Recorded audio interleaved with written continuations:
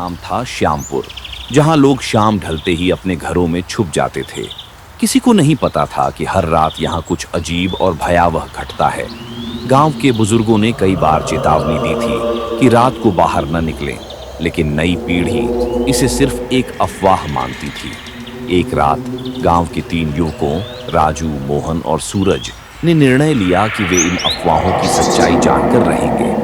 उन्होंने तय किया कि वे रात भर गांव की चौपाल पर बैठकर यह देखेंगे कि आखिर क्या होता है। रात का सन्नाटा गहराने लगा और आसमान में काले बादल छा गए।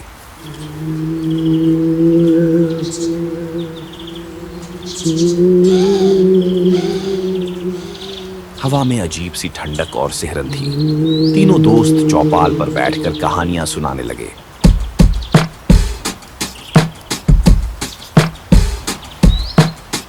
अचानक गांव के बीचों बीच एक पुरानी जर्जर हवेली में से एक हल्की सी रोशनी दिखाई दी। चलो देखते हैं, राजू ने उत्साह से कहा। मोहन और सूरज थोड़े संकोच में थे, लेकिन आखिरकार वे भी राजी हो गए। हवेली के पास पहुंचते ही उन्हें वहां की जर्जर दीवारों पर कुछ अजीब से चिन्ह दिखाई दिए। दरवाजा आधा खुला था और अंदर से धीमी धीमी आवाजें आ रही थीं। तीनों दोस्तों ने साहस जुटाया और अंदर कदम रखा।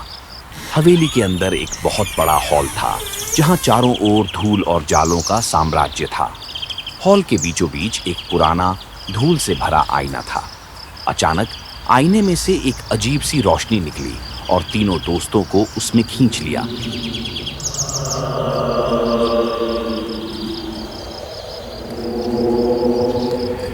उन्हें ऐसा महसूस हुआ मानो वे किसी और ही दुनिया में आ गए हों। इस नई दुनिया में सब कुछ उल्टा पुल्टा था। पेड़ उल्टे उगे हुए थे और जानवर आदमी की तरह चल रहे थे।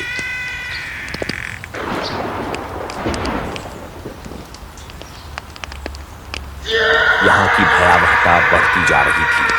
अचानक उनके सामने एक भयानक चेहरा आया।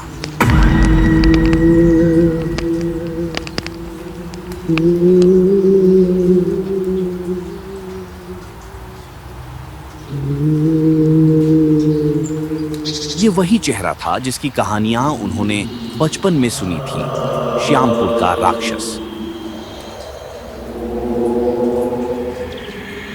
उसने उन्हें बताया कि वह हर रात गांव के लोगों की आत्माओं को खींचकर अपनी दुनिया में लाता है और उन्हें कभी वापस नहीं जाने देता।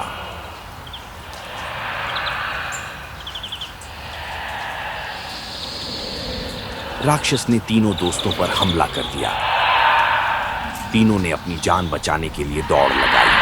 मोहन और सूरज किसी तरह बचकर हवेली से बाहर निकल आए, लेकिन राजू कहीं खो गया था।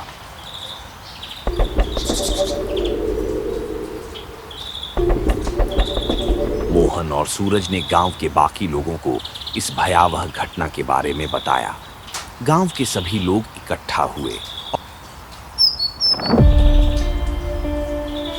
और उन्होंने पुरानी विधियों का सहारा लिया। गांव के पुजारी ने मंत्रों का जाप किया और पूरे गांव में पूजा पाठ का आयोजन किया।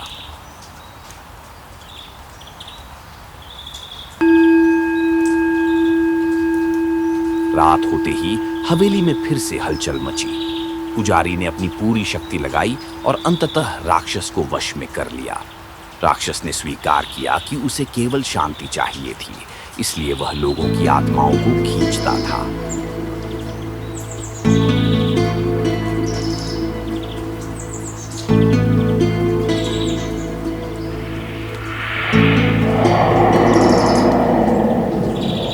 राक्षस ने वादा किया कि अगर लोग उसे रोजाना पूजा अर्चना करेंगे तो वह किसी को भी नुकसान नहीं पहुंचाएगा।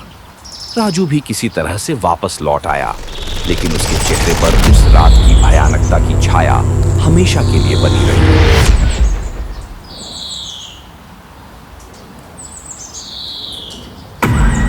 इस घटना के बाद श्यामपुर गांव में सब कुछ बदल गया। लोग अब रात में बाहर निकलने से डरते थे और हर शाम राक्षस के लिए पूजा अर्चना करते थे। ये कहानी तेजी से फैल गई और लोग श्यामपुर के राक्षस की कहानी को सुनकर कांप जाते थे।